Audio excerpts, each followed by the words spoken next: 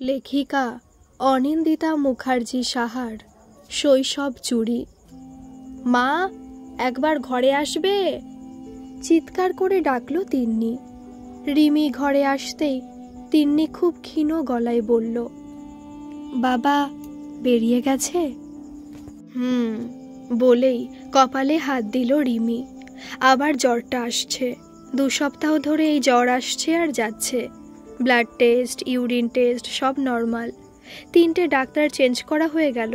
Doctor অবশ্য বলেছেন এই জ্বরটা এমন একটা জ্বর যেটার কোনো নির্দিষ্ট কারণ নেই, অনেক সময় মানসিক চাপের ফলে হতে পারে।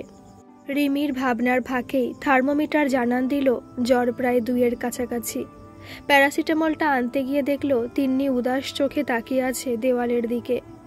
কত সুন্দর গাট্টা গোট্টা মিষ্টি মেয়েটা কেমন রুগ্ন হয়ে গেছে এই কদিনে। বুকটা মোচড় দিয়ে উঠল রিমির। কি থেকে যে কি হয়ে গেল। কি হয়েছে সোনা মা? আদুরে গলায় জিজ্ঞেস করল রিমি। মা, আমি তো কোনো দোষ করিনি, তাহলে বাবা কেন আমার কাছে আসছে না? আমার এত শরীর খারাপ তাও না? ফুপিয়ে উঠল তিন্নি। এই বাবা শব্দটার প্রতি কেমন অন্য একটা টান তিন্নির। মা বকলে মারলে কিচ্ছু হয় না, কিন্তু বাবার একটু অবহেলায় তিন্নির মনে অভিমান জন্মায়। দীপ যে কেন আসছে না তিন্নির কাছে, এই উত্তর রিমির কাছেও নেই। সেই দিন থেকে রিমি দেখছে দীপ কেমন পালিয়ে বেড়াচ্ছে। দীপের মনে কি চলছে জানে না রিমি, যদিও তিন্নির সাথে যা ঘটেছে তার জন্য রিমি নিজেকেই দায়ী করে। মা হিসেবে ওর অনেক বেশি সতর্ক হওয়া উচিত ছিল। মাথায় জলপট্টি দিতে দিতে রিমি খেয়াল করলো তিন্নি ঘুমিয়ে পড়েছে আর গোঙাচ্ছে। মেয়েকে দেখে কান্না পেয়ে গেল ওর। একটু যদি তিন্নির কথাগুলো শুনতো সেদিন। 1-1.5 মাস আগে তিন্নি একদিন স্কুল থেকে ফিরে রিমিকে স্কুলের খাতাটা দেখিয়ে বলেছিল, মা দেখো, সেফটি সার্কেল দেখো, এখানে তুমি আছো, বাবা আছে, দাদাই ঠাম আছে, দিদুন আছে, ম্যামরা আছে, এরা খালি আমাকে টাচ করতে পারে। রিমি তখন ওর এনজিওর পরবর্তী প্রোগ্রাম নিয়ে ব্যস্ত। খাতা পেন নিয়ে বসে তারই হিসেব করছিল, তাই শুধু বলেছিল উত্তরে সেদিন। হঠাৎ কানে লাগার মতো একটা প্রশ্ন করেছিল তিন্নি, মা, যশ আঙ্কেল সেফটি সার্কেলে তো নেই, তাহলে ও কেন আমাকে টাচ করে? সেদিনের সেই প্রশ্নটা কি করে এড়িয়ে গেছিল রিমি নিজেই জানে না। যশকে দেখেছে রিমি খুব আদর করে তিন্নিকে, কিন্তু তাতে এত নোংরামি, ছি। বিয়ের পর থেকেই রিমি দেখে আসছে দীপ বেশিরভাগ উইকেন্ডগুলো বন্ধুদের সাথেই কাটায়। ওর বক্তব্য ওইটুকু সময় ওকে নিজের মতো করে কাটানোর জন্য দিতে হবে। রিমি কখনো কিছু বলে না, কারণ এটুকু স্পেস যে কোনো মানুষের থাকা উচিত। মাসে 2-1 বার উইকেন্ড আড্ডাটা রিমিদের বাড়িতেও হয়। তিন্নি হওয়ার আগেও থাকতো সেখানে। তখন থেকে দেখতো দীপের বেশ কয়েকটা বন্ধু সত্যি খুব বাজে মানসিকতার। যশ তাদের মধ্যে একজন। মেয়ের মাথায় হাত বোলাতে বোলাতে ভেবে চলেছে এসব রিমি। খেয়াল হলো তিন্নি অঘরে ঘুমোচ্ছে আর ওর শরীর ঘামে ভিজে যাচ্ছে। এরকম ঠান্ডাতেও ঘামছে। মেয়েকে অন্য পাশ করে শুয়ে এসিটা চালিয়ে দিল রিমি। ডাক্তার বলেছেন এই ঘামটা নর্মাল নয়, ওর মনের ভয় থেকে এটা হচ্ছে। রিমি নিজে একটা এনজিও চালায়, স্ট্রিট চিলড্রেন ওর টপিক। যে নিজের বাচ্চার খেয়াল রাখতে পারে না, তার আবার অন্য বাচ্চাদের প্রতি নজর। মনে মনে ধিক্কার জানালো নিজেকে রিমি। মালতীদি সেদিন না থাকলে সর্বনাশ হয়ে যেত ভেবেই বুক কেঁপে উঠল রিমির। মালতী বাড়ির অনেক পুরনো রান্নার লোক, সাথে তিন্নির দেখাশোনা করে, খুব ভালো আর আন্তরিক। ভাষাটা একটু অন্যরকম, ভীষণ বোকা বোকা শোনায়। মাঝে ভেবেছিল রিমি ছাড়িয়ে দেবে, কারণ তিন্নির কথায় ওরকম টান এসে যাচ্ছিল। কিন্তু তিন্নি মালতী পিসি হলে আর কিছু চায় না। ভাগ্যিস ছাড়াইনি, মনে মনে বলল রিমি। আজ থেকে 2 সপ্তাহ আগের শনিবার এনজিওর কাজে বসিরহাট যাবে বলে রেডি সকাল থেকে রিমি। হঠাৎ শুনল দীপের বন্ধুরা আসছে, খাওয়া দাওয়া করবে। আগে থেকে জানা থাকলে রিমি থেকে যাওয়ার চেষ্টা করত, কিন্তু আর কোনো উপায় নেই দেখে সকাল সকাল বেরিয়ে গেল মালতীকে সবটা বুঝিয়ে। তাড়াতাড়ি ফিরে আসবে, এসে নিজের হাতে খেতে দেবে, এই ভেবেই অত সকালে বেরিয়েছিল রিমি। এসেও ছিল ফিরে দুপুরবেলা। এসে দেখছে বাড়ি পুরো ফাঁকা। মালতীর বুকে শুয়ে ফুপিয়ে চলেছে তিন্নি। দীপও বাড়ি নেই। ঘরে ঢুকে জিজ্ঞেস করতে মালতী বলল, বৌদি তোমার স্বামীর বন্ধুগুলো খুব হাড়ে বজ্জাত। আমি আজ সব কটাকে তাড়িয়ে দিচ্ছি। রান্না করতে করতে শুনি তিন্নি মায়ের আমার কি চিৎকার। দৌড়ে ঘরে এসে দেখি দরজা বন্ধ। না খুলতে পেরে দাদাকে ডাকি। অনেক কষ্টে দরজা খুলে দেখি কি যশ না ফস আমার হিকরুদ্দি মেয়েটার পুরো ঘাড়ের ওপর। আমাদের দেখি রাক্ষসীর মতো তাকালো। দাদা কিছুটি বললুনি। আমি উঠোন থেকে ঝান্টা ইনে মারতি মারতি বের করে দিছি। তারপর পিল পিল করি সব কুটা পালালো। তোমার স্বামীটাও এত সুন্দর মাইয়াটারে কালশিটে ফেলে দিছে দেখো। লজ্জায় ঘৃণায় মাটিতে মিশে যেতে ইচ্ছে করছিল রিমির সেদিন। কি হয়েছিল, কেন হয়েছিল কিছু জিজ্ঞেস করতে পারেনি রিমি। শুধু মালতীর হাত দুটো ধরে বলেছিল, বাইরে কাউকে বলো না প্লিজ, মরে যাব আমি তাহলে। তুমি কেমন মাইন্ড গো, মাইয়াটা জ্বরে ভুল বকছে আর তুমি লুকে কি বলবে ভাবছো? বৌদি উড়ে নিয়া ডাক্তার খিনায় চুলো।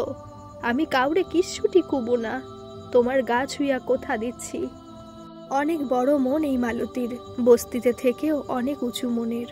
ওর বক্তব্য, লজ্জা তো সেই লোকটা পাবে যে ওকে এরকম করেছে, সেই সমাজ পাবে যে সমাজ এরকম একটা লোককে নিজের বুকে রেখেছে। তিন্নি কেন লজ্জা পাবে? রোগ হলে মানুষ লজ্জা পায়? অত গুছিয়ে বলতে না পারলেও মালতী বারবার এ কথাগুলো বলে রিমিকে সান্ত্বনা দিচ্ছিল। রিমির শিক্ষিত মানসিকতা কেন যে এভাবে ভাবতে পারেনি। মনে হচ্ছিল বারবার বিষ নিয়ে এসে মেয়েকে খাইয়ে নিজেও খেয়ে নেয়। তারপর দীপের ব্যবহার, তাতে আরও বিষণ্ণ হয়ে পড়ছিল রিমি। সেদিন থেকে দুদিন দীপ বাড়ি ফেরেনি। রিমি অসুস্থ মেয়েকে নিয়ে ওই মালতীর সাথে ডাক্তারখানা, ওষুধ সব করেছে। ফোন করলে একবার ধরতো, একবার ধরতো না। রিমিরও মেয়ের দিকে তাকানো ছাড়া আর কোনো দিকে তাকানোর সময়ও ছিল না তখন। দীপ যখন ফিরল বাড়িতে, সেই থেকে পালিয়ে পালিয়ে বেড়াচ্ছে, মেয়ের কাছেও যাচ্ছে না। আগের শনিবার আড্ডাতে যায়নি, বাড়িতেই ছিল। দীপকে খুব অন্যরকম লাগলো রিমির। ভাবলো হয়তো পরিবর্তন এসেছে, কিন্তু কোথায় কি? আজ আরেক শনিবার, সকাল থেকেই বাড়ি আছে দেখে রিমি ভাবলো দীপ বেরোবে না হয়তো, কিন্তু কোথায়? আবার তো বেরোলো। রিমি ফল কেটে নিয়ে ওপরে উঠল তিন্নিকে খাওয়াবে। মোবাইলটা বেজে উঠল, হাতে তুলতেই দেখলো অচেনা নম্বর। আজকাল ফোন আসলেই ভয় লাগে রিমির। মনে মনে ভাবে সবাই হয়তো জেনে গেল তিন্নির কথা। বেশ কিছুদিন ভয়ে খবরের কাগজে হাত দেয়নি রিমি। মাঝে মাঝে রাগে দুঃখে কান্না পেয়ে যাচ্ছে রিমির। এত বড় দোষ করেও ছাড়া পেয়ে যাবে ওই শয়তানটা। কিন্তু প্রতিবাদের সাহস পায় না রিমির, কাদাটা ওর গায়েই পড়বে। ভাবনাটা আসতে একটু খারাপ লাগলো রিমির। সারাদিন প্রতিবাদী কণ্ঠে এনজিও চালায়, অথচ ঘরে ভিজে বেড়াল হয়ে আছে। আসলে মায়েদের জ্বালা অনেক বেশি। নিজের প্রশ্নের উত্তর নিজেই দিয়ে চলেছে রিমি। আবার কানে আসলো, ফোনটা কেটে গিয়ে আবার বাজতে শুরু করেছে। রিমি হ্যালো বলতে ওপাশ থেকে বলল, রিমি আমি সাথী বলছি, যশের বউ। প্লিজ দীপদাকে বলো আমার বরের ওপর থেকে কেসটা তুলে নিতে। গত পরশু থানা থেকে এসে তুলে নিয়ে গেছে। ওর মা খুব অসুস্থ। আমাদের ছেলেটাও পাপা পাপা করে জ্বরে পড়ে আছে সেই থেকে। আমি একা আর পেরে উঠছি না। ফোনটা অর্ধেক কথাতেই নিজে থেকে কেটে দিল রিমি। সমাজসেবিকা তো, কে বলতে পারে ওর দুঃখেও কেঁদে ফেলবে রিমি। হাসিও পায় নিজের ওপর। পেছন ঘুরতেই দেখলো তিন্নির মাথার কাছে বসে আছে দীপ। রিমি বলল, তুমি কোথা থেকে? রিমি দেখলো দীপের চোখ দুটো ছলছল করছে। রিমি এগিয়ে আসতে হাত দুটো ধরে কেঁদে ফেলে বলল, থানা থেকে। বিশ্বাস করো বুঝতে পারিনি। সেদিন মেরে ফাটিয়ে দিয়েছিলাম, তারপর থানা পুলিশ করে পরশু অ্যারেস্ট হয়েছে। আজ কিছু কাজ ছিল তাই গেছিলাম।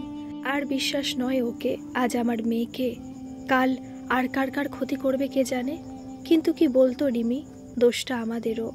আমরা কখনো মেয়েটাকে বুঝিনি, সময় দিইনি। আজ যদি আমরা ওর সাথে অনেক সময় কাটাতাম, বন্ধুর মতো মিশতাম, আজ এই দিনটা আসতো না। আমি সারা জীবন বন্ধু বন্ধু করতে গিয়ে পরিবারের কথাই ভুলে যেতে বসেছিলাম। মাথা নিচু করে ফেলল দীপ। রিমি মাথায় হাত বুলিয়ে বলল, চলো ভুলের প্রায়শ্চিত্ত করি।